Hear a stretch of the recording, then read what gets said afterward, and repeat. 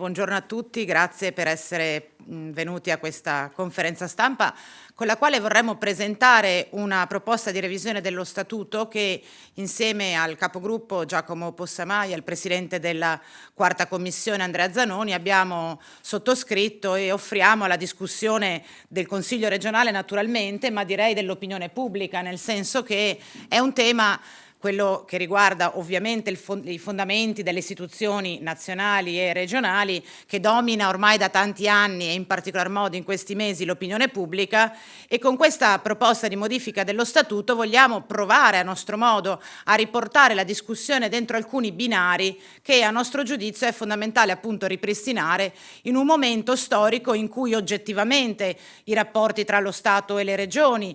vengono rimessi in discussione, in un momento in cui anche il dibattito parlamentare attorno al disegno di legge presentato dal ministro Calderoli ripone come centro dell'interesse non solo regionale in questo caso, ma finalmente nazionale, il tema appunto della cosiddetta autonomia differenziata. Noi sappiamo che il concetto di autonomia e quindi della possibilità dei territori di autogovernarsi è sancito tra gli articoli fondamentali della Costituzione, l'articolo 5, quindi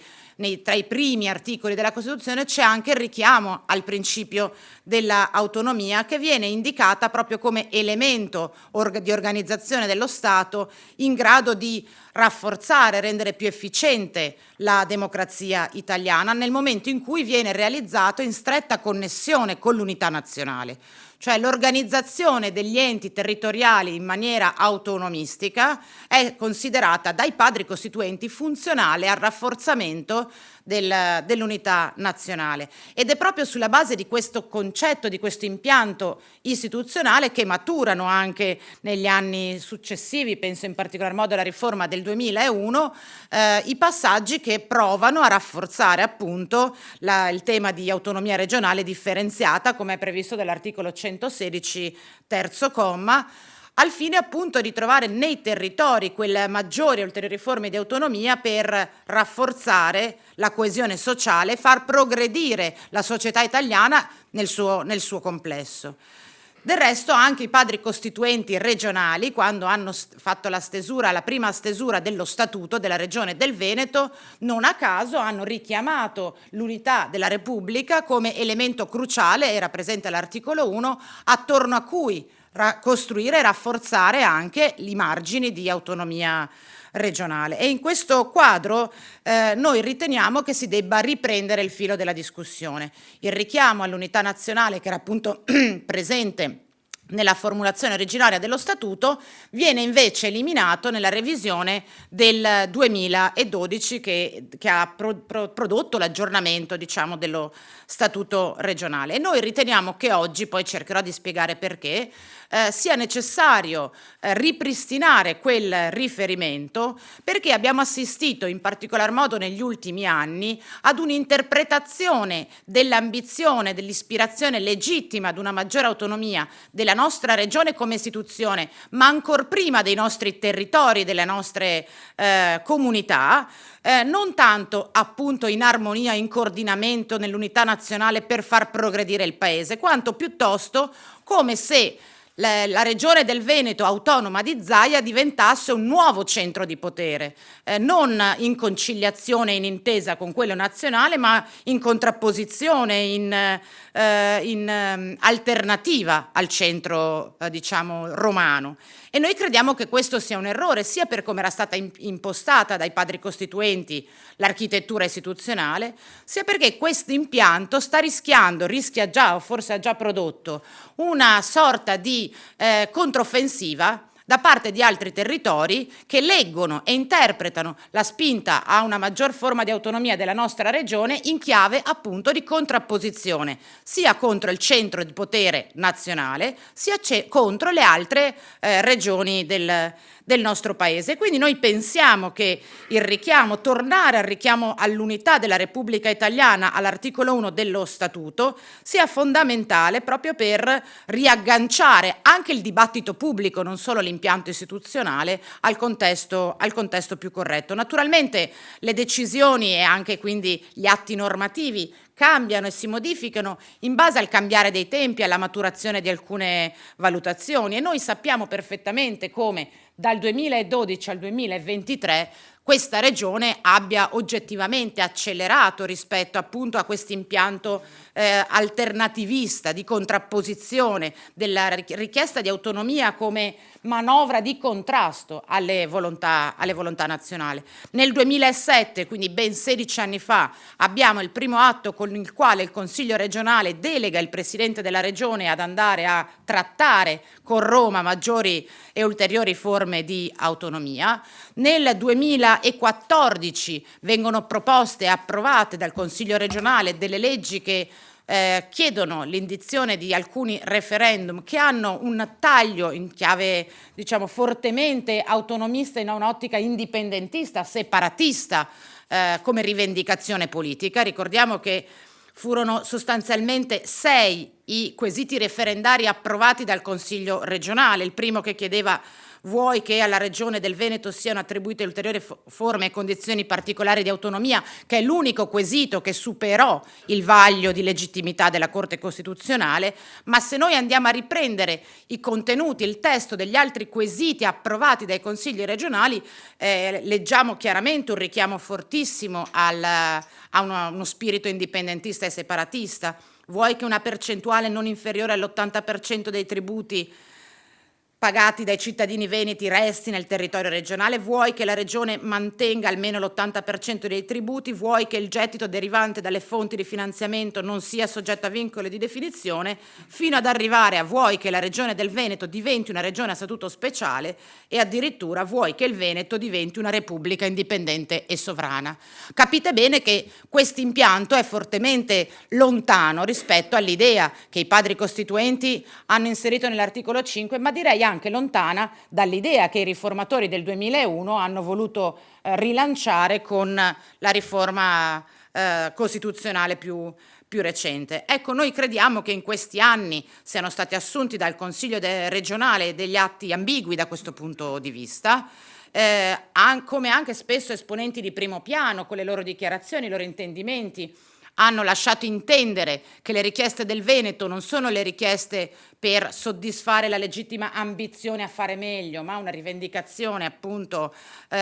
in contrapposizione ad altre. Noi pensiamo, per tutte queste ragioni e per ribadire l'ispirazione collaborativa che deve regolare il rapporto tra unità e differenziazione, che ricordo nasce non da una necessità dei territori di fare da sé, ma da una volontà di valorizzare le peculiarità e le tipicità dei territori, noi pensiamo che per, come dire, ripristinare una dialettica corretta tra centro e periferia, e anche, diciamo, per costruire nell'opinione pubblica un impianto nuovo alla lettura della richiesta di autonomia, si possa partire da qui, e cioè cercando di reinserire all'interno dell'articolo 1 dello Statuto un richiamo esplicito all'unità nazionale come elemento imprescindibile attorno al quale costruire nuove forme di devoluzione. Oltre ai colleghi Zanoni e Possamai, oggi ho chiesto di essere qui anche a Divo Rossi, che ovviamente tanti di voi conoscono per la sua storia politica, ma che oggi ci sta anche dando una mano, diciamo così, come partito regionale, come gruppo regionale, nella rilettura degli assetti istituzionali e politici in corso. Questa è una fase molto delicata, sono diversi cambiamenti che stanno intervenendo e abbiamo la necessità di rivedere l'impostazione anche a livello regionale su alcune questioni strategiche. Oggi parliamo di autonomia, ma quanto il tema dell'autonomia, ad esempio, è collegato anche alla questione della rappresentatività, della pluralità dei punti di vista, della limitazione dei poteri, e quanto questi temi incrocino, ad esempio, la questione del terzo mandato, ad esempio la questione della proporzionalità della rappresentanza del Consiglio regionale. Col collega Possamai ragionavamo come qualche giorno fa le elezioni del Friuli Venezia Giulia, che hanno come percentuali più o meno avvicinato quelle della nostra regione, in Friuli non ci sarà una composizione del Consiglio regionale così schiacciata sulla componente di maggioranza che ha vinto. E questo è un tema sempre di natura istituzionale rispetto al quale forse oggi vale anche la pena interrogarsi. Quindi dicevo, Ivo Rossi che ci sta aiutando in questo, ci fa anche un po' da memoria storica, diciamo così, rispetto all'evoluzione che ha avuto il dibattito attorno a questi temi nella nostra regione, quindi gli chiederei insomma di aiutarmi a spiegare perché siamo arrivati anche a questa proposta di legge. Ivo, darei a te la parola. Beh, grazie, fa piacere tornare in questi luoghi che abbiamo frequentato tanti anni fa. E non potendo più dare cattivi esempi, mi limito oggi a qualche tentativo di buoni consigli, come diceva De André. Ha già spiegato tutto Vanessa. Perché tornare alla dizione che è contenuta nello Statuto del 1970? Perché quello Statuto esprimeva esattamente l'ispirazione costituzionale dell'articolo 5, in cui l'unità e indivisibilità della Repubblica si esprimeva attraverso anche il perseguimento contemporaneo, dice l'articolo 5, della massime autonomie a livello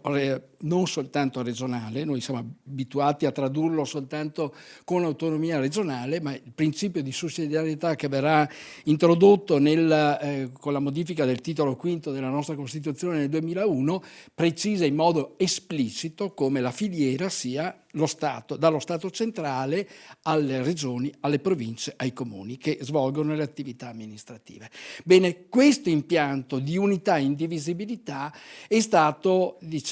raccontava poco fa Vanessa, in qualche modo ha subito una torsione con lo Statuto del 2012. Di per sé potrebbe apparire poca cosa o di scarso rilievo, ma in realtà invece incide in profondità perché allarga l'orizzonte, si allarga nel momento, l'interesse nel momento in cui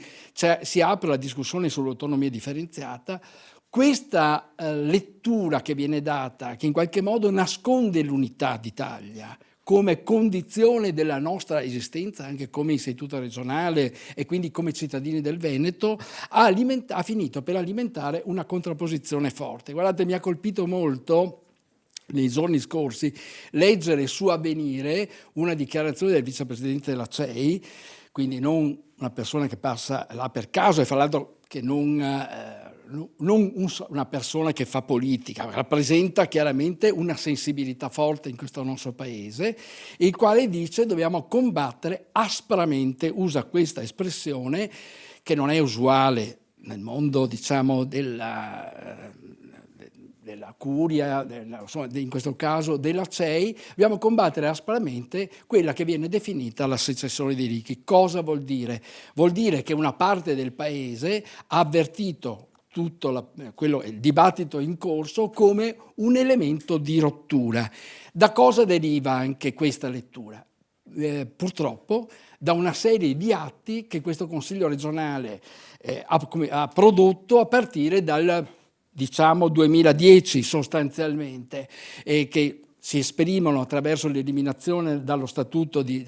quella affermazione nell'unità della Repubblica, quindi della sua indivisibilità, e contemporaneamente però appunto ha prodotto tutta una serie di atti successivi non casuali. Siccome le regioni non si esprimono, guardate, per dichiarazione dei propri rappresentanti, ma si esprimono per atti. Quello che contano sono gli atti e gli atti certificano,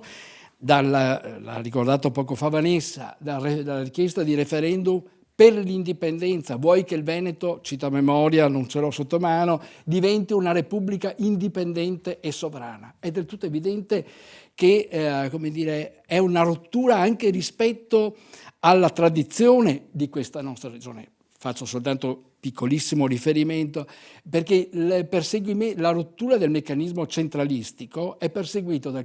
questo Consiglio regionale a partire dagli anni seconda metà degli anni 80 e durante gli anni 90. E il Veneto era a capo di tutte le regioni italiane, che chiedevano una maggiore autonomia per tutti, cioè quindi il trasferimento di competenze a tutte le regioni. È il Veneto che promuove insieme ad altre 5 regioni il referendum per l'abrogazione di alcuni ministeri, dall'agricoltura al turismo, solo per dire anche la chiave di lettura. Bene, dal 2010, dicevo, questo ha subito una torsione con la produzione di tutta una serie di atti. e finisco rapidissimamente, che riguardano appunto la richiesta di indizione di un referendum per la sovranità del Veneto, quindi Stato indipendente, e c'è una tradizione dentro alla Lega che va in questa direzione, e quindi queste esigenze, queste diciamo, esplicitazioni rispondono a un bisogno, a una domanda politica presente in una parte del loro elettorato. Nel 2016 uno poteva dire la Corte Costituzionale arriverà dopo, in realtà, la sentenza sul referendum, ma insomma avevamo già espresso questo orientamento. Nel 2016 trovo qua la proposta di legge di iniziativa dei consiglieri Marino Finozzi, Roberto Ciambetti, Montagnoli ed altri, referendum consultivo sull'indipendenza del Veneto. Ci sono poi una serie di atti, altre mozioni, sempre popolo veneto, la compiuta attuazione della propria autodeterminazione, quindi ricorso in questo caso a strumenti quali il ricorso all'ONU per poter esprimere fino in fondo questa esigenza. E ultimo, che appunto dà il quadro dell'orientamento che è in qualche modo di rottura, è la proposta di legge non mai sufficientemente discussa, forse varrebbe la pena appunto che la riprendeste in mano, perché in qualche modo costituisce anche il canovaccio per la discussione sull'autonomia, del novembre del 2017, quella con cui si chiedono le materie, in cui si dice sostanzialmente le misure delle risorse necessarie a finanziare appunto le materie da trasferire. Si tratta dei 9 decimi del gettito riscosso nel territorio, tema controverso che fra l'altro Calderoli ha detto non esiste, i 9 decimi corrispondono grosso modo a un residuo fiscale quasi completo. La fisionomia istituzionale richiesta dalla Regione è volta ad avere come dire, le stesse competenze del confinante Trentino-Alto Adige, quindi sostanzialmente la Regione a statuto speciale, quella stessa che era stata bocciata dalla Corte Costituzionale, e contemporaneamente appunto sulle 23 materie che per come sono state formulate, adesso poi il dibattito andrà avanti nei prossimi giorni, nei prossimi mesi, come dire, davano l'idea di un'altra, di una modalità altra rispetto a quella che riguarda lo spirito del 116 terzo comma. Allora, io penso che nell'interesse insomma, del Veneto e anche della sua domanda di un regionalismo asimmetrico, ristabilire le condizioni di contesto sia una modalità per essere credibili nel resto del paese. E guardate, siccome le parole contano e poi diventano fatti, andare a lavorare in questa direzione è un segno di maturità per il Veneto che parla al resto del paese. Un Veneto che, come nella lunga tradizione, ero qua la settimana scorsa, non tornavo in questo consiglio da tanti anni, però mi è capitato di venire ad ascoltare la presentazione del libro su Luigi Gui. Ebbene, il Veneto è stato protagonista in Italia, con i suoi ministri, da Gui ministro che ha fatto la riforma della media unificata nel 1963, a Tina Anselmi che eredita e fa la riforma della la legge 833, quella sulla salute, quindi sostanzialmente come si definisce? Sì, battaglia nazionale, e oserei dire per dire lo spirito che dovrebbe tornare a caratterizzare i veneti che non vogliono andarsene, ma vogliono essere protagonisti in Italia. Basti citare, ultima, Mariano Rumor, presidente del Consiglio nel 1970, che in quel frangente approva l'istituzione delle regioni, e istituisce, finanzia, come dire, nel 69 viene fatta la legge la legge elettorale per le regioni, e nel 70 viene dato il finanziamento in modo tale che possa partire l'attività delle regioni, lo statuto dei lavoratori e anche contemporaneamente l'istituzione del referendum abrogativo che prima era previsto in Costituzione ma non c'era. Solo per dire come sono stati protagonisti. Questo è lo spirito, e in questo spirito va la proposta che ha presentato adesso Vanessa assieme ai consiglieri e al capogruppo Giacomo Possamai e Andrea Zanoni. Sono domande? Grazie, buongiorno, Angela Pederiva, Gazzettino. In che misura pensate che l'eventuale accoglimento di questa proposta nell'aula di Palazzo Ferrofini possa poi tradursi in un atteggiamento, come dire, più disponibile da parte del vostro partito, quindi del Partito Democratico, nelle aule di Camera e Senato, visto l'incipiente dibattito parlamentare? Grazie. Intanto noi, come abbiamo detto, come diceva Ivo prima, gli atti contano, le parole contano, e quindi è chiaro che qualora l'Assemblea legislativa della Regione del Veneto accogliesse questa proposta, anche l'opinione pubblica dovrebbe in qualche modo rivedere l'impianto della Regione del Veneto. Altra cosa è aprire un ragionamento sul disegno di legge del senatore Calderoli, che è un disegno di legge fortemente divisivo, che è esattamente figlio della mentalità che abbiamo descritto noi oggi, proprio perché è una mentalità di natura politica che risponde ad una necessità dell'elettorato. Noi riteniamo che debba essere profondamente cambiato quel disegno di legge, che debbano essere maggiormente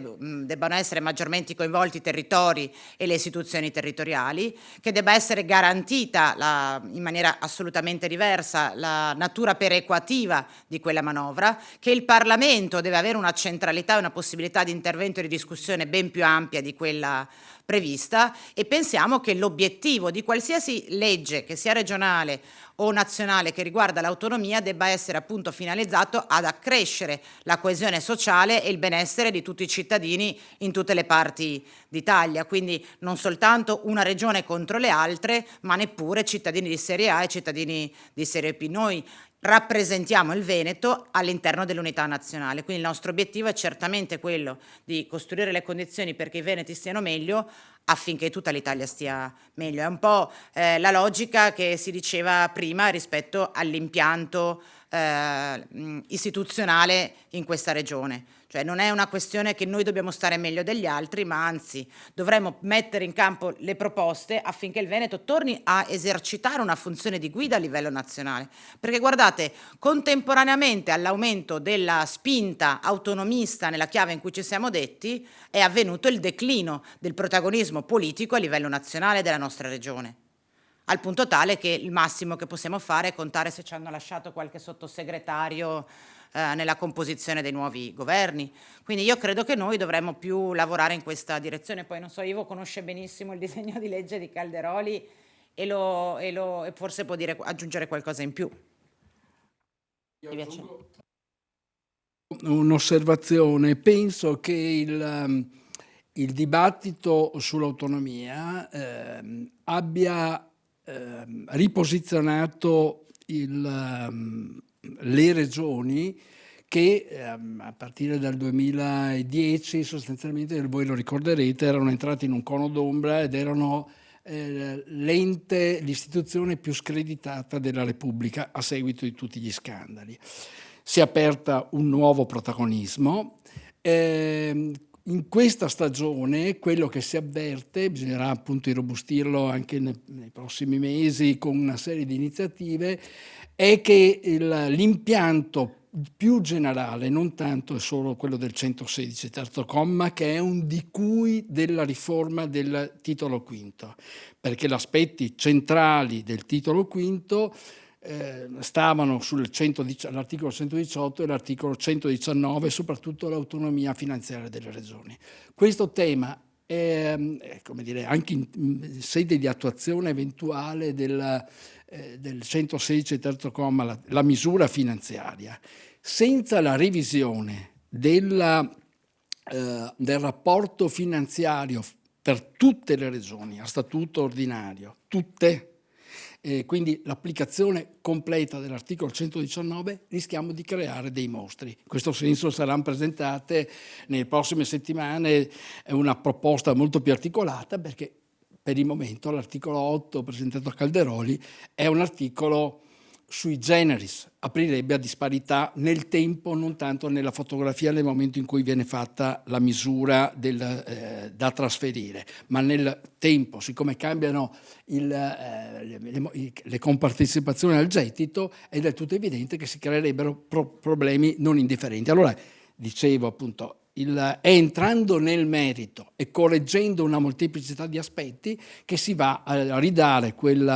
anche diciamo vitalità alle regioni in un rapporto che deve essere cooperativo e collaborativo con lo Stato, che,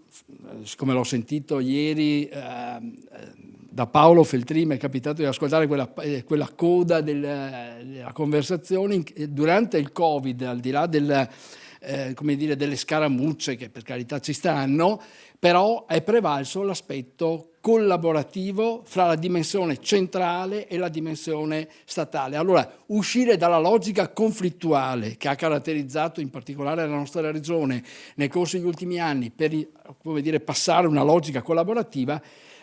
credo aiuti il Paese a crescere. Sì, noi pensiamo che in questi anni il Presidente Zaia, la Lega, abbia mal interpretato lo spirito e la spinta autonomista di questa regione, ma direi di tutte le regioni, a poter esercitare maggiori funzioni in riferimento alle proprie specificità, territorialità, particolarità. Oggi invece noi viviamo in una regione in cui sembra che la richiesta di autonomia sia contro lo Stato nazionale, sia contro le regioni del Sud, sia contro un'autorità diversa da quella regionale. Noi invece pensiamo, e lo pensavano anche i padri costituenti quando hanno scritto l'articolo 5, devo dire anche i padri costituenti di questa regione quando hanno scritto per la prima volta lo statuto, che l'autonomia regionale, cioè la capacità che noi potremmo avere di esercitare meglio funzioni e servizi a favore dei cittadini, possa essere esercitata appunto all'interno della cornice solida dell'unità nazionale. Con questa proposta di modifica dello statuto richiamiamo semplicemente questi principi, ci sembra il momento giusto e la necessità impellente. Anche per evitare contrapposizioni tra regioni più ricche e magari regioni meno abbienti. Diciamo che questa è una lettura che danno moltissime regioni italiane rispetto e contro la proposta del Veneto, ma non è una lettura che si fonda sul nulla, è una lettura che si basa esattamente sugli atti che questo Consiglio regionale ha prodotto dal 2012 in poi, in cui la richiesta non era quella di avere più possibilità di esercitare funzioni, ma quella di rendere il Veneto una repubblica autonoma e sovrana. Un conto è l'autonomia, un conto è l'indipendentismo e noi pensiamo che questo tipo di suggestione vada cancellata e eliminata dall'opinione pubblica. Ogni legge è figlia del proprio tempo e noi pensiamo che proprio in questo momento sia necessario richiamare l'unità nazionale, perché per troppi anni in questa regione le legittime ambizioni e aspirazioni ad una maggiore autonomia sono state lette e interpretate da una parte politica in termini di contrapposizione, di alterità a Roma e alle altre istituzioni. Noi invece pensiamo che, atteggiamento che infatti non ha prodotto alcun tipo di risultato negli ultimi 20 anni. Noi invece pensiamo proprio oggi che si dice che l'autonomia potrebbe essere alla portata di mano, rileggere quell'ambizione legittima nella chiave originale, nella chiave utile al Veneto e al Paese, e cioè in piena collaborazione nell'unità nazionale appunto. Il disegno di legge del Ministro Calderoli in questo momento, per come è impostato, è totalmente inaccettabile. Aumenta le sperequazioni, racconta di una contrapposizione nord-sud che non è quello che serve per raggiungere l'obiettivo e in questo momento non ha le condizioni in Parlamento per proseguire. Noi battagliamo contro quel disegno di legge, ma lavoreremo per migliorarlo e renderlo appetibile e interessante per tutte le regioni.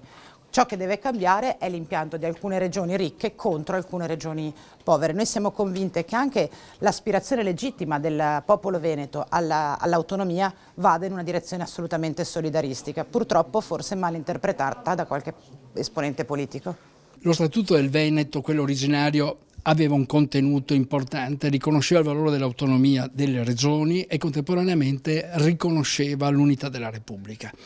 Nel momento in cui è stata tolta, queste cose non avvengono mai per caso, è stata tolta perché c'era una spinta in parallelo che si è esplicitata attraverso atti che andava in direzioni diverse, in particolare appunto quella dell'indipendenza, vuoi che il Veneto diventi una repubblica indipendente e sovrana. Ebbene, questa cosa che sembra essere stata confinata almeno nella chiave domestica al dibattito veneto, in realtà ha creato un allarme anche a livello nazionale e questo spiega in parte, anche in parte rilevante, il dibattito e anche l'ostilità nazionale che c'è nei confronti del regionalismo asimmetrico, dell'autonomia differenziata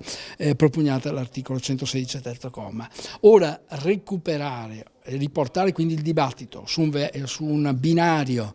in cui l'unità e indivisibilità della Repubblica non sia messa in discussione, è fondamentale. In questo senso la proposta è abbastanza semplice, ma qua si vedono le volontà anche del Consiglio regionale, perché in fondo si dice una cosa ovvia, vediamo se avranno il coraggio di farlo. Anche per permettere al Veneto di recuperare quel ruolo centrale all'interno della politica italiana e recuperando la tradizione di ministri importanti, lei li ha citati nel suo intervento, da Gui a Rumor. Sì, l'impressione è che il Veneto ha contato moltissimo sulla scena nazionale, da Gui a Latina Anselmi, a Rumor, ha avuto una molteplicità, ma anche il nostro vecchio presidente della giunta regionale, sto parlando di Bernini, ha avuto un ruolo nazionale e ha fatto la riforma della scuola media unificata nel 1963, cioè pratica in Veneto protagonista. L'impressione è che il Veneto negli ultimi anni si sia ritagliato una sorta di via di fuga, per cui anche quella modifica dello statuto va nella direzione facciamo per conto nostro. Questa cosa non può funzionare, tanto più in un periodo come questo, complicato, in cui si mettono in discussione le unità, anche la stessa Unione Europea, paesi che tentano di romperne. Allora abbiamo bisogno di più unità, più democrazia e secondo me ribadire questi aspetti con atti, non soltanto con le parole, qui riferimento ai padri costituenti, è un atto di intelligenza politica che traguarda nel futuro ed assume una responsabilità nazionale anche per la classe dirigente veneta.